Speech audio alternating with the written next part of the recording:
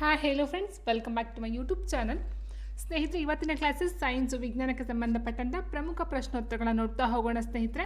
So first question ನೋಡ್ತಾ ಹೋದರೆ, ಎಲೆಗಳು ಹಸಿರು ಬಣ್ಣ ಹೊಂದಿರುವುದಕ್ಕೆ ಕಾರಣ ಯಾವ ಪಿಗ್ಮೆಂಟ್ ಎಂದು ಕೇಳಿದ್ದಾರೆ. Option carotenoids, chlorophyll, anthocyanin and haemoglobin. So ನೋಡ್ತಾ ಹೋದರೆ ಸ್ನೇಹಿತರೆ, ಕೆಲವೊಂದು ಬಣ್ಣಗಳನ್ನ ನೋಡ್ತಾ ಹೋಗ್ತೀವಿ. ಎಲೆಗಳು ಹಸಿರಾಗಿರೋದಕ್ಕೆ ಕಾರಣ ಏನು? ಸೊ ಮೊನ್ನೆ ಒಂದು ಕ್ವಶನ್ ನೋಡಿದ್ವಿ, ಹಾಲು ಯೆಲ್ಲೋ ಕಲರ್ ಆಗಿರೋದಕ್ಕೆ ಕಾರಣ ಏನು, ಅಥವಾ ಬ್ಲಡ್ ರೆಡ್ ಕಲರ್ ಆಗಿರೋದಕ್ಕೆ ಕಾರಣ ಏನು, ಕೂದಲಿನ ಬಣ್ಣಕ್ಕೆ ಕಾರಣ ಏನು, ಚರ್ಮದ ಬಣ್ಣಕ್ಕೆ ಕಾರಣ ಏನು. ಸೊ ಈ ರೀತಿ ಬಣ್ಣಗಳಿಗೆ ಸಂಬಂಧಪಟ್ಟಂಥ ಹಲವಾರು ಕ್ವಶನ್ಸ್ಗಳು ಇದ್ದಾವೆ ಸ್ನೇಹಿತರೆ. ಸೊ ಈಗ ಆಲ್ರೆಡಿ ತುಂಬ ಕ್ವಶನ್ಸ್ಗಳನ್ನು ನಿಮ್ಮ ಮುಂದೆ ಇಟ್ಟಿದ್ದೇನೆ. ಸೊ ಇವತ್ತಿನ ಕ್ವಶನ್ ಏನಾಗಿದೆ, ಎಲೆಗಳು ಹಸಿರು ಬಣ್ಣ ಹೊಂದಿರುವುದಕ್ಕೆ ಕಾರಣವಾದಂಥ ಪಿಗ್ಮೆಂಟ್ ಯಾವುದು? ಆಪ್ಷನ್ ನೋಡಿದಾಗ ಆನ್ಸರ್ ಏನಾಗುತ್ತೆ, ಆಪ್ಷನ್ 2 ಕ್ಲೋರೋಫಿಲ್ ಆಗಿರುತ್ತೆ. ಹೌದಲ್ವಾ?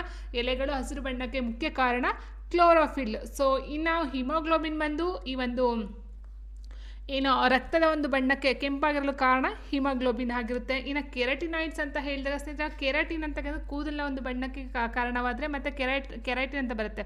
ಸೊ ಹಾಲಿನ ಒಂದು ಹಳದಿ ಬಣ್ಣಕ್ಕೂ ಸಹ ಕಾರಣವಾಗ್ತಕ್ಕಂಥದ್ದು ಆಗಿರುತ್ತೆ. ಹಾಗಾಗಿ ಆನ್ಸರ್ ಆಪ್ಷನ್ 2 ಆಗಿರುತ್ತೆ.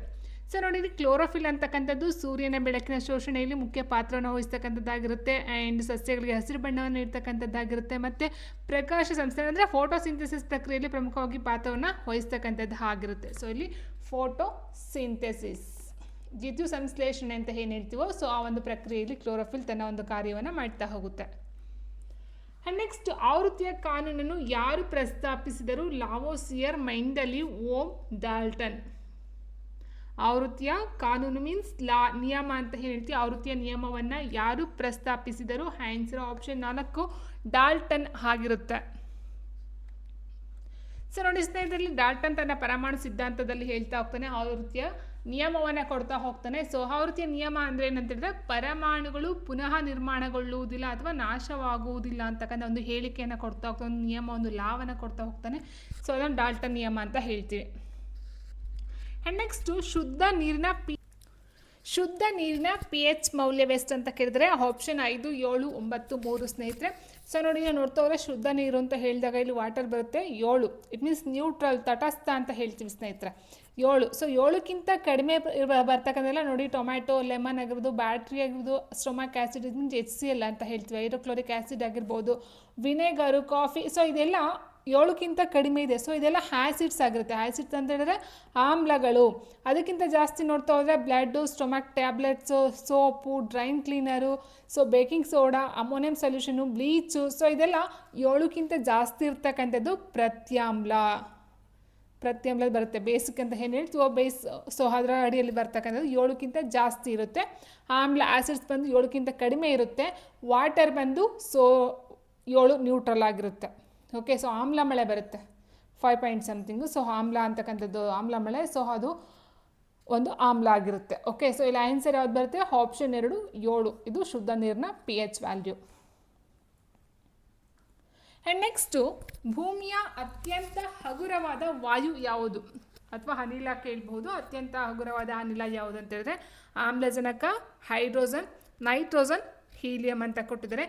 ಸೊ ಭೂಮಿಯ ಅತ್ಯಂತ ಹಗುರವಾದ ಅನಿಲ ಅಂತ ಹೇಳೋದು ಹೈಡ್ರೋಜನ್. ಆಪ್ಷನ್ 2 ಹೈಡ್ರೋಜನ್ ಆಗಿರುತ್ತೆ. ನೋಡಿ, ಹೈಡ್ರೋಜನ್ ಭೂಮಿಯ ಅತ್ಯಂತ ಹಗುರವಾದ ವಾಯುವಾಗಿದ್ದು ಇದು ಜಗತ್ತಿನ ಅತ್ಯಂತ ಕಡಿಮೆ ಸಾಂದ್ರತೆಯ ಅಣುವಾಗಿರುತ್ತೆ. ಆ್ಯಂಡ್ ನೆಕ್ಸ್ಟು, ಶಕ್ತಿಯ ಅಳತೆಯ ಘಟಕ ಯಾವುದು ಅಥವಾ ಶಕ್ತಿಯ ಅಳತೆಯ ಮಾನ ಯಾವುದು?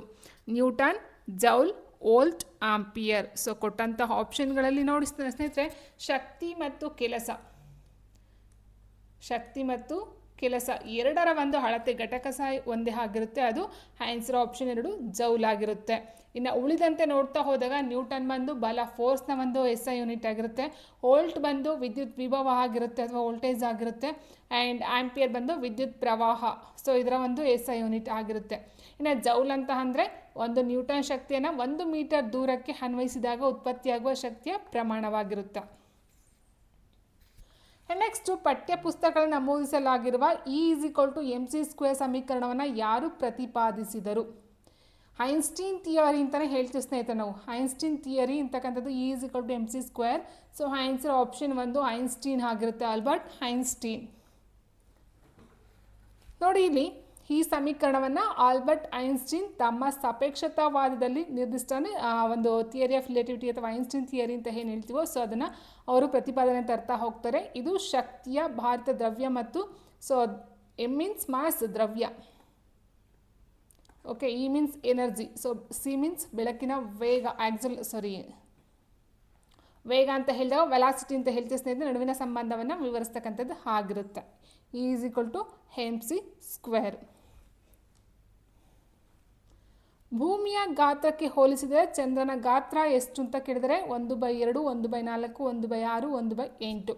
ಸೊ ಭೂಮಿಯ ಗಾತ್ರಕ್ಕೆ ಹೋಲಿಸಿದರೆ ಚಂದ್ರನ ಗಾತ್ರ ಎಷ್ಟು ಅಂತ ಹೇಳಿದರೆ ಭೂಮಿಯ ಕಾಲು ಭಾಗದಷ್ಟು ಚಂದ್ರ ಇರ್ತಕ್ಕಂಥದ್ದು ಆಗಿದೆ ಸ್ನೇಹಿತರೆ. ಸೊ 1/4 ಅಂದರೆ ಭೂಮಿ ಎಷ್ಟಿದೆಯೋ ಸೊ ಅದರಲ್ಲಿ ಕಾಲು ಭಾಗ ಚಂದ್ರನ ಒಂದು ಗಾತ್ರ ಇರ್ತಕ್ಕಂಥದ್ದು ಆಗಿರುತ್ತೆ. ಆ್ಯಂಡ್ ನೆಕ್ಸ್ಟ್ ಇನ್ನೊಂದು ಕ್ವೆಶನ್ ಇತ್ತು, ಏನಂತ ಹೇಳಿದ್ರೆ ಭೂಮಿಗೆ ಹೋಲಿಸಿದ್ರೆ ಚಂದ್ರನಲ್ಲಿರ್ತಕ್ಕಂಥ ಗುರುತ್ವಾಕರ್ಷಣೆ ಎಷ್ಟು ಅಂತ. ಸೊ ಅದು 1/6 ಆಗಿರುತ್ತೆ. ಗುರುತ್ವಾಕರ್ಷಣೆ 1/6, ಅದರ ಒಂದು ಗಾತ್ರಕ್ಕೆ ಹೋಲಿಸ್ಕೊಂಡ್ರೆ 1/4. ನೆಕ್ಸ್ಟು ಕೆಂಪು ರಕ್ತ ಕಣಗಳ ಪ್ರಮುಖ ಕಾರ್ಯ ಏನಂತ ಕೇಳಿದರೆ ರೋಗ ನಿರೋಧಕ ಶಕ್ತಿಯನ್ನು ನೀಡುವುದು, ಹಾರ್ಮೋನ್ ಸಾಗಣೆ ಮಾಡುವುದು, ಆಮ್ಲಜನಕವನ್ನು ದೇಹದ ಭಾಗಗಳಿಗೆ ಸಾಗಿಸುವುದು, ಪೋಷಕಾಂಶಗಳನ್ನು ಸಂಗ್ರಹಿಸುವುದು. ಸೊ ನೋಡ್ತಾ ಹೋದಾಗ ಸ್ನೇಹಿತರೆ ರೆಡ್ ಬ್ಲಡ್ ಸೆಲ್ಸ್ ನೋಡ್ತೀವಿ ಆ್ಯಂಡ್ ವೈಟ್ ಬ್ಲಡ್ ಸೆಲ್ಸ್ ನೋಡ್ತೀವಿ, ಅದಾದಂಥ ಪ್ಲೇಟ್ಲೆಟ್ಸ್ಗಳನ್ನ ನೋಡ್ತಾ ಹೋಗ್ತೀವಿ. ಸೊ ರೆಡ್ ಬ್ಲಡ್ ಸೆಲ್ಸ್ ಅಂದ್ರೇನು, ಆಮ್ಲಜನಕವನ್ನು ದೇಹದ ಭಾಗಗಳಿಗೆ ಸರಬರಾಜು ಮಾಡ್ತಕ್ಕಂಥದ್ದು ಕೆಂಪು ರಕ್ತ ಕಣಗಳ ಕೆಲಸ ಆಗಿರುತ್ತೆ. ಆ್ಯಂಡ್ ಬಿಳಿ ರಕ್ತ ಕಣಗಳ ಕೆಲಸ ಏನಾಗಿರುತ್ತೆ ಅಂತಂದರೆ ಪ್ರೊಟೆಕ್ಟ್ ಮಾಡ್ತಕ್ಕಂಥದ್ದು, ಈ ಒಂದು ಆ್ಯಂಟಿಬಯೋಟಿಕ್ ಆಗಿ ಕೆಲಸವನ್ನು ಮಾಡ್ತಕ್ಕಂಥದ್ದು, ಏನು ಬಾಡಿಗೆ ಇಂಜೆಕ್ಟ್ ಆಗ್ತಕ್ಕಂಥ ವೈರಸ್ ಏನಿತ್ತು ಸೊ ಅದನ್ನು ಒಡೆದೋಡಿಸ್ತಕ್ಕಂಥದ್ದು ಆ್ಯಂಟಿವೈರಸ್ ಆಗಿ ಕೆಲಸವನ್ನು ಮಾಡ್ತಕ್ಕಂಥದ್ದಾಗಿರುತ್ತೆ. ಇನ್ನು ಪ್ಲೇಟ್ಲೆಟ್ಸ್ ಕೆಲಸ ಏನಂತ ಹೇಳಿದ್ರೆ ಸೊ ರಕ್ತವನ್ನು ಹೆಪ್ಪುಗಟ್ಟತಕ್ಕಂಥ ಒಂದು ಕೆಲಸ ಪ್ಲೇಟ್ಲೆಟ್ಸ್ದಾಗಿರುತ್ತೆ. ಸೊ ಇಲ್ಲಿ ಆನ್ಸರ್ ಯಾವುದಾಗಿರುತ್ತೆ ಆಪ್ಷನ್ 3, ಆಮ್ಲಜನಕವನ್ನು ದೇಹದ ಭಾಗಗಳಿಗೆ ಸಾಗಿಸುವುದು ಈ ಒಂದು ರೆಡ್ ಬ್ಲಡ್ ಸೆಲ್ಸ್ನ ಒಂದು ಕಾರ್ಯ ಆಗಿರುತ್ತೆ.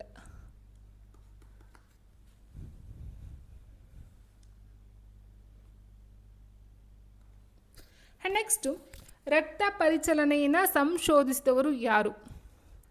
ರಕ್ತ ಪರಿಚಲನೆಯನ್ನು ಸಂಶೋಧಿಸಿದವರು ಯಾರು? William Harvey, John P Merrill, Alexander Fleming, James Bundle. ಸರಿಯಾದ ಉತ್ತರ ಆಪ್ಷನ್ 1 ವಿಲಿಯಂ ಹಾರ್ವೆ. ನೋಡಿ ಸ್ನೇಹಿತರೆ, ರಕ್ತ ಪರಿಚಲನೆ ಸಂಶೋಧಿಸಿದವರು ವಿಲಿಯಂ ಹಾರ್ವೆರವರು.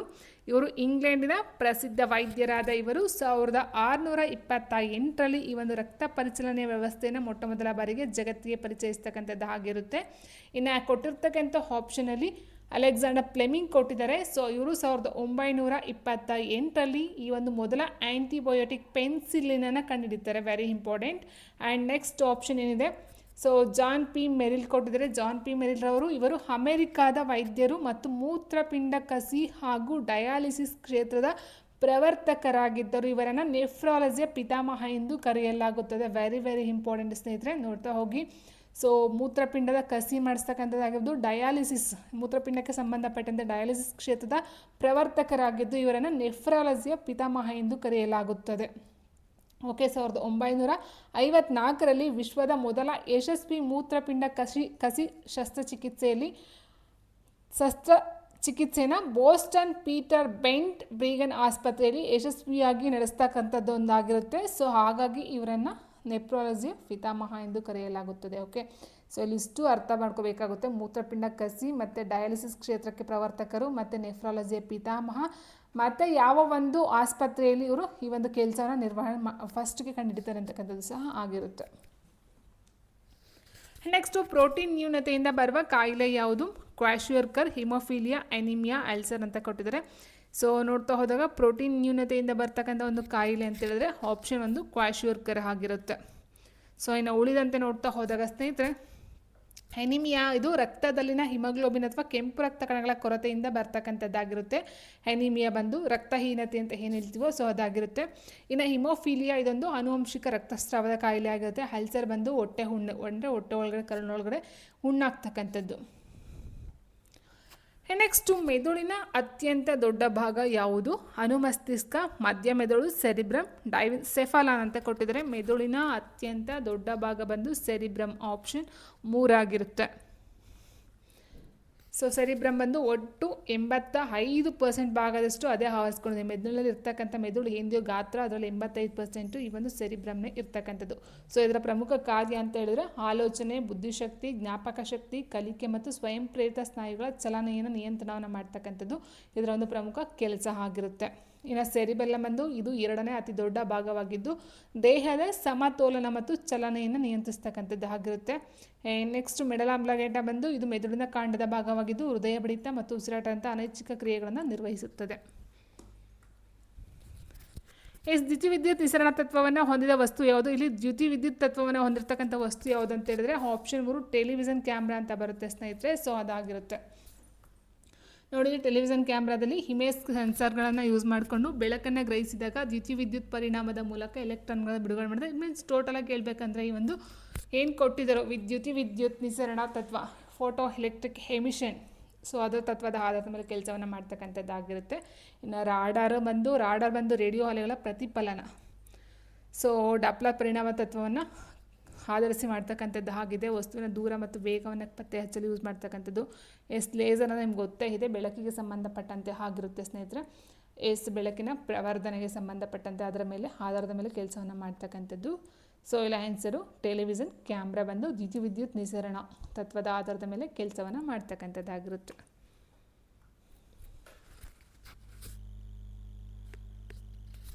ನೆಕ್ಸ್ಟ್ ಡೆಂಗ್ಯೂ ಜ್ವರಕ್ಕೆ ಕಾರಣವಾದ ಕೀಟ ಯಾವುದು? ಅನಾಫಿಲಿಸ್, ನೊಣ, ಕ್ಯೂಲೆಕ್ಸ್, ಏಡಿಸ್ ಈಜಿಪ್ಟಿ. ಡೆಂಗ್ಯೂ ಜ್ವರಕ್ಕೆ ಕಾರಣವಾದಂಥ ನೊಣ ಏಡಿಸ್ ಈಜಿಪ್ಟಿ ಅಂತಕ್ಕಂಥದ್ದು ಆಗಿರುತ್ತೆ. So answer option 4. ನೆಕ್ಸ್ಟು ಭಾರತವು ಮುಖ್ಯವಾಗಿ ಉತ್ಪಾದಿಸುವ ರೇಷ್ಮೆ ಎಂದರೆ ಹಿಪ್ಪು ನೇರಳೆ, ಎರಿ, ತಾಸರ್, ಮುಗ ಅಂತ ಕೊಟ್ಟಿದ್ದಾರೆ. ಭಾರತವು ಮುಖ್ಯವಾಗಿ ಉತ್ಪಾದಿಸುವ ರೇಷ್ಮೆ ಹಿಪ್ಪು ನೇರಳೆ ಆಪ್ಷನ್ 1 ಆಗಿರುತ್ತೆ. ಇಲ್ಲಿ ಕೇಳಿರ್ತಕ್ಕಂಥದ್ದು ಉತ್ಪಾದಿಸುವ ರೇಷ್ಮೆ ಅಂದರೆ ಸ್ನೇಹಿತರೆ ಇದು ರೇಷ್ಮೆ ಅಲ್ಲ, ರೇಷ್ಮೆ ಬೆಳೆ ಯಾವುದು ಅಂತ ಕೇಳಿರೋದು. ಇದು ಏನು ಸಿರಿಕಲ್ಚರ್ ಅಂತ ಏನು ಹೇಳ್ತೀವೋ ಸೊ ಅಲ್ಲಿ ನೋಡ್ತಾ ಹೋದಾಗ ಭಾರತ ಉತ್ಪಾದನೆಯಾಗುವ ಪ್ರಮುಖ ಮತ್ತು ಅತ್ಯಂತ ಜನಪ್ರಿಯ ರೇಷ್ಮೆ ಅಂದರೆ ಅದು ಹಿಪ್ಪು ನೇರಳೆ. ಆ್ಯಂಡ್ ಇದು ಭಾರತದಲ್ಲಿ ಉತ್ಪಾದನೆಯಾಗುವ ಒಟ್ಟು ರೇಷ್ಮೆ ಸುಮಾರು 80%ಗಿಂತ ಹೆಚ್ಚು ಪಾಲನ್ನು ಹೊಂದಿದೆ ಅಂತ. ಅಂದರೆ ಏನು ಈ ಒಂದು ಎರಿ, ತಾಸರ್, ಮುಗ, ಹಿಪ್ಪು ನೇರಳೆ ಇವೆಲ್ಲ ಈ ಒಂದು ರೇಷ್ಮೆಗೆ ಸಂಬಂಧಪಟ್ಟಂಥ ಬೆಳೆಗಳಾಗಿರುತ್ತೆ. ಸೊ ಅದರಲ್ಲಿ ಹಿಪ್ಪು ನೇರಳೆ ಅತಿ ಹೆಚ್ಚಾಗಿ ಭಾರತದಲ್ಲಿ ಕಂಡುಬರ್ತಕ್ಕಂಥದ್ದು. ಅದರ ಜೊತೆಗೆ ಎರಿ, ತಾಸರ್, ಮುಗನೂ ಸಹ ಕಂಡುಬರುತ್ತೆ. ಆ್ಯಂಡ್ ನೆಕ್ಸ್ಟ್ ಒಂದು ಹಿಪ್ಪು ನೇರಳೆ ರೇಷ್ಮೆಯೇ ದೇಶದಲ್ಲಿ ಅತ್ಯಂತ ವ್ಯಾಪಕವಾಗಿ ಬೆಳೆಯುವ ಮತ್ತು ಬೆಳೆಸುವ ರೇಷ್ಮೆಯಾಗಿದೆ. ನಿಮ್ಮ ಬದಲು ನಮ್ಮ ಅಂತ ತಗೊಳ್ಳೋಣ. ನಮ್ಮ ಪ್ರದೇಶವಾದ ಕರ್ನಾಟಕವು ಈ ರೇಷ್ಮೆ ಉತ್ಪಾದನೆಯಲ್ಲಿ ದೇಶದಲ್ಲೇ ಮುಂಚೂಣಿಯಲ್ಲಿದೆ. ಅದರ ಜೊತೆಗೆ ಈ ಒಂದು ರಾಮನಗರ ಅಂತಕ್ಕಂಥದ್ದು ಸಹ ತಗೊಳ್ತಾ ಹೋಗಿ ಸೊ ಅತಿ ಹೆಚ್ಚು ರೇಷ್ಮೆನ ಬೆಳೀತಕ್ಕಂಥದ್ದು ರೇಷ್ಮೆ ನಗರ ಅಂತಲೇ ಹೇಳ್ತೀವಿ, ರಾಮನಗರ. ಆ್ಯಂಡ್ ನೆಕ್ಸ್ಟ್ ಈ ಕೆಳಗಿನಲ್ಲಿ ಯಾವುದು ಒಂದು ಅರೆವಾಹಕವಾಗಿದೆ ಅಂತ ಕೇಳಿದರೆ ಅರೆವಾಹಕ ಮೀನ್ಸ್ ಸ್ವಲ್ಪ ಬಿಡ್ತದಂದು ಸ್ವಲ್ಪ ಇಟ್ಕೊಳ್ತಕ್ಕಂಥದ್ದು. ಸೊ ಕಂಪ್ಲೀಟಾಗಿ ಅದು ವಾಹಕನೂ ಅಲ್ಲ ಅಥವಾ ಅವಾಹಕನೂ ಅಲ್ಲ. ರಬ್ಬರ್, ಪಾದರಸ, ಸಿಲಿಕಾನ್ ಅಂತ ಕೊಟ್ಟವ್ರೆ. ಸರಿಯಾದಂಥ ಒಂದು ಉತ್ತರ ಆಪ್ಷನ್ 3 ಸಿಲಿಕಾನ್. ಇದೊಂದು ಅರೆವಾಹಕ. ಜರ್ಮೇನಿಯಂ ಬರುತ್ತೆ ಸ್ನೇಹಿತರೆ. ಜರ್ಮೇನಿಯಂ ಪ್ಲಸ್ ಸಿಲಿಕಾನ್ ಎರಡು ಸಹ ಅರೆವಾಹಕ ಆಗಿರುತ್ತೆ. ಸೊ ಇದರಲ್ಲಿ ಉತ್ತಮ ವಾಹಕ ಅಂತ ಹೇಳಿದ್ರೆ ಸೊ ಅಲ್ಯೂಮಿನಿಯಂ, ತಾಮ್ರ, ಕಾಫರ್ ಇದೆಲ್ಲ ಉತ್ತಮ ವಾಹಕ ಬರುತ್ತೆ. ಆ್ಯಂಡ್ ಕೆಟ್ಟ ವಾಹಕಗಳಂತೇಳಿದ್ರೆ ಗ್ರಾಫೈಟ್, ರಬ್ಬರ್, ಪ್ಲಾಸ್ಟಿಕ್ ಬರುತ್ತೆ. ಆ್ಯಂಡ್ ಸಿಲಿಕಾನ್ ಮತ್ತು ಜರ್ಮೇನಿಯಂ ಇವೆರಡು ಮತ್ತು ಗ್ಯಾಲಿಯಂ ಆರ್ಸೆನೈಡ್ ಅಂತ ಹೇಳ್ತೀವಿ. ಈ ಮೂರು ಸಹ ಈ ಒಂದು ಅರೆವಾಹಕವಾಗಿ ಯೂಸ್ ಮಾಡ್ತಕ್ಕಂಥದ್ದು ಆಗಿರುತ್ತೆ. ಆ್ಯಂಡ್ ನೆಕ್ಸ್ಟ್ ಮಲೇರಿಯಾ ರೋಗದ ಔಷಧ ಕ್ವಿನೈನ್ ಯಾವ ಸಸ್ಯದಿಂದ ಪಡೆಯುತ್ತಾರೆ ಅಂತ ಕೇಳಿದರೆ ಮಲೇರಿಯಾ ರೋಗಕ್ಕೆ ಸಂಬಂಧಪಟ್ಟಂಥ ಔಷಧವನ್ನು ತಯಾರು ಮಾಡ್ತಕ್ಕಂಥ ಒಂದು ಸಸ್ಯ ಯಾವ ಸಸ್ಯದಿಂದ ಬಳಸ್ಕೊಳ್ತಕ್ಕಂಥದ್ದು. ಸೊ ಪಾಮ, ಮಹಗನಿ, ಸಿಂಕೋನಾ, ಎಬೋನಿ ಕೊಟ್ಟಿದ್ದಾರೆ. ಸರಿಯಾದ ಉತ್ತರ ಆಪ್ಷನ್ 3 ಸಿಂಕೋನಾ. ನೋಡಿ ಇಲ್ಲಿ ಮಲೇರಿಯಾ ರೋಗದ ಔಷಧವಾದ ಕ್ವಿನೈನ್ ಅನ್ನು ಸಿಂಕೋನಾ ಮರದ ತೊಗಟೆಯಿಂದ ಪಡ್ಕೊಳ್ತಕ್ಕಂಥದ್ದು ಆಗಿರುತ್ತೆ. ಸೊ ಕೇಳ್ಬೋದು ಸಿಂಕೋನಾ ಹೂವಿನ ಅಥವಾ ತೊಗಟೆನ ಅಥವಾ ಈ ಒಂದು ಎಲೆಯಿಂದನ ಬೇರಿಂದ ಮಾಡ್ತಾರ. ಸೊ ಅದನ್ನು ಸಹ ಕೇಳಬಹುದು. ತೊಗಟೆಯಿಂದ ಪಡ್ಕೊಳ್ತಕ್ಕಂಥದ್ದಾಗಿರುತ್ತೆ. ಈ ಮರವು ದಕ್ಷಿಣ ಅಮೆರಿಕದ ಆ್ಯಂಡೀಸ್ ಪರ್ವತ ಪ್ರದೇಶಕ್ಕೆ ಸ್ಥಳೀಯವಾಗಿದೆ. ಅಂದರೆ ಆ ಒಂದು ಇದರಲ್ಲಿ ಜಾಸ್ತಿ ಸಿಗ್ತಕ್ಕಂಥದ್ದು ಆಗಿರುತ್ತೆ. ಇದರ ತೊಗಟೆಯಲ್ಲಿರೋ ಔಷಧೀಯ ಅಂಶವನ್ನು ಶತಮಾನಗಳಿಂದ ಮಲೇರಿಯಾ ಜ್ವರದ ಚಿಕಿತ್ಸೆಗೆ ಬಳಸ್ಕೊಳ್ತಾ ಬಂದಿದ್ದಾರಂತೆ. ಇನ್ನು ನೆಕ್ಸ್ಟು ಕ್ಯಾನ್ಸರ್ ರೋಗಕ್ಕೆ ಕಾರಣವಾದ ಜೀನ್ ಯಾವುದು ಅಂತ ಕೇಳಿದರೆ ಅಪೆರಾಗ್, ಆ್ಯಂಕೋಸಿನ್, ರೆಕಾನ್, ಮ್ಯಾಟನ್. ಕ್ಯಾನ್ಸರ್ ರೋಗಕ್ಕೆ ಕಾರಣವಾದ ಜೀನ್ ಯಾವುದು ಅಂತಂದರೆ ಆ್ಯಂಕೋಸಿನ್ಸ್ ಅಂತ ಹೇಳ್ತೀವಿ, ಆ್ಯಂಕೋಸಿನ್ಗಳು. ಓಕೆ, ಸೊ ಆನ್ಸರ್ ಆಪ್ಷನ್ 2 ಆಗಿರುತ್ತೆ. ಸೊ ಸಾಮಾನ್ಯ ಕೋಶಗಳ ಬೆಳವಣಿಗೆಯನ್ನು ನಿಯಂತ್ರಿಸುವ ಪ್ರೋಟೋ ಆ್ಯಂಕೋಸಿನ್ಗಳು ರೂಪಾಂತರಗೊಂಡಾಗ ಅವು ಅನಿಯಂತ್ರಿತ ಕೋಶ ವಿಭಜನೆಗೆ ಕಾರಣವಾಗಿ ಕ್ಯಾನ್ಸರ್ಗೆ ದಾರಿಯಾಗುತ್ತಂತೆ. ಸೊ ಇಲ್ಲ ಮೇಯ್ನಾಗಿ ನೋಡ್ತಾ ಹೋದರೆ ಆ್ಯಂಕೋಸಿನ್ಗಳು ಕ್ಯಾನ್ಸರ್ ತರ್ತಕ್ಕಂಥ ಪ್ರಮುಖವಾದ ಜೀನ್ಗಳು ಆಗಿರುತ್ತೆ. ನೆಕ್ಸ್ಟ್ ದೂರವನ್ನು ಅಳೆಯುವ ಮೂಲಮಾನ ಯಾವುದು ಅಂತ ಕೇಳಿದರೆ centimetre, metre, kilometre. So almost 3 ಸಹ ದೂರಕ್ಕೆ ಸಂಬಂಧಪಟ್ಟಂಥ ಒಂದು ಮಾನಗಳೇ ಆಗಿದೆ. ಸೊ ಅಲ್ಲಿ ಆನ್ಸರ್ ಆಪ್ಷನ್ 2 ತಗೊಳ್ತೀನಿ. ಯಾಕಂತಂದರೆ ಇದು SI ಯೂನಿಟ್ ಆಗಿರುತ್ತೆ. ಅಂತಾರಾಷ್ಟ್ರೀಯ ಮಾಪನ ಪದ್ಧತಿಯಲ್ಲಿ ಮೀಟರ್ ಬಂದು ದೂರದ ಒಂದು ಮೂಲಮಾನ. ನೆಕ್ಸ್ಟ್ ಆಧುನಿಕ ವಿಜ್ಞಾನದ ಪಿತಾಮಹ ಎಂದು ಯಾರನ್ನು ಕರೆಯಲಾಗುತ್ತದೆ? Isaac Newton, Galileo Galilei, Albert Einstein, Aristotle. ಆಧುನಿಕ ವಿಜ್ಞಾನದ ಪಿತಾಮಹ ಎಂದು ಆಪ್ಷನ್ 2 ಗೆಲಿಲಿಯೋ ಗೆಲಿಲಿಯೋರನ್ನು ಕರೆಯಲಾಗುತ್ತದೆ. ನೆಕ್ಸ್ಟು ಬಿಳಿ ರಕ್ತ ಕಣಗಳ ಹೆಚ್ಚಾಗುವ ಲಕ್ಷಣ ಏನು? ಅಂದರೆ ಬಾಡಿಯಲ್ಲಿ ಬಿಳಿ ರಕ್ತ ಕಣ ಜಾಸ್ತಿ ಆದರೆ ಏನು ತೊಂದರೆ ಆಗುತ್ತೆ? ಓಕೆ, ಸೊ ಜಾಸ್ತಿ ಆದರೆ ರಕ್ತಹೀನತೆ ಆಗುತ್ತೆ, ನಿಮೋನಿಯಾ ಬರುತ್ತೆ, ಅಲ್ಸರ್ ಬರುತ್ತೆ, ಲ್ಯುಕೇಮಿಯಾ ಬರುತ್ತೆ. ಸೊ ಆಲ್ರೆಡಿ ಹೇಳಿದಾಗೆ ಅಲ್ಸರ್ ಅಂದರೆ ಹೊಟ್ಟೆಯಲ್ಲಿ ಆಗ್ತಕ್ಕಂಥ ಹುಣ್ಣಾಗಿರುತ್ತೆ. ನಿಮೋನಿಯಾ ಅಂದರೆ ಅದೊಂದು ಅನುವಂಶೀಯವಾಗಿ ಬರ್ತಕ್ಕಂಥದ್ದು. ರಕ್ತಹೀನತೆ ಅಂದರೆ ಅದು ರೆಡ್ ಬ್ಲಡ್ ಸೆಲ್ಸ್ಗೆ ಸಂಬಂಧಪಟ್ಟಂತೆ ಆಗಿರುತ್ತೆ. ಲುಕೇಮಿಯಾ ಬಂದು ಬಿಳಿ ರಕ್ತ ಕಣಗಳು ಜಾಸ್ತಿ ಆದರೆ ಬಾಡಿಯಲ್ಲಿ ಈ ಒಂದು ಲುಕೇಮಿಯಾ ಅಥವಾ ಕ್ಯಾನ್ಸರ್ ಅಂತಕ್ಕಂಥದ್ದು ಏನು ನೋಡ್ತೀವೋ ಸೊ ಲುಕೇಮಿಯಾ ಬರ್ತಕ್ಕಂಥದ್ದು ಆಗಿರುತ್ತೆ. ಸೊ ನೋಡಿ, ಇಲ್ಲಿ ಬಿಳಿ ರಕ್ತ ಕಣಗಳು ಸಂಖ್ಯೆಯಲ್ಲಿ ತೀವ್ರ ಹೆಚ್ಚಳವಾದಾಗ ಲುಕೇಮಿಯಾ ಎಂಬ ರಕ್ತದ ಕ್ಯಾನ್ಸರ್ನ ಪ್ರಮುಖ ಲಕ್ಷಣವಾಗಿರುತ್ತೆ. ಮೂಳೆ ಮಜ್ಜೆಯಲ್ಲಿ ಬಿಳಿ ರಕ್ತ ಕಣಗಳ ಅನಿಯಂತ್ರಿತ ಬೆಳವಣಿಗೆಯಿಂದ ಈ ಸ್ಥಿತಿ ಉಂಟಾಗ್ತಕ್ಕಂಥದ್ದು. ಸೊ ನೋಡ್ತಾ ಹೋಗಿ, ಬಿಳಿ ರಕ್ತ ಕಣ ಜಾಸ್ತಿ ಆದರೆ ರಕ್ತದ ಕ್ಯಾನ್ಸರ್ ಬರ್ತಕ್ಕಂಥದ್ದು ಆಗಿರುತ್ತೆ ಸ್ನೇಹಿತರೆ. ಓಕೆ, ಸೊ ಇಷ್ಟು ಬಂದು ಸೈನ್ಸ್ಗೆ ಸಂಬಂಧಪಟ್ಟಂಥ ಕ್ವಶನ್ಸ್ಗಳು ಆಗಿತ್ತು.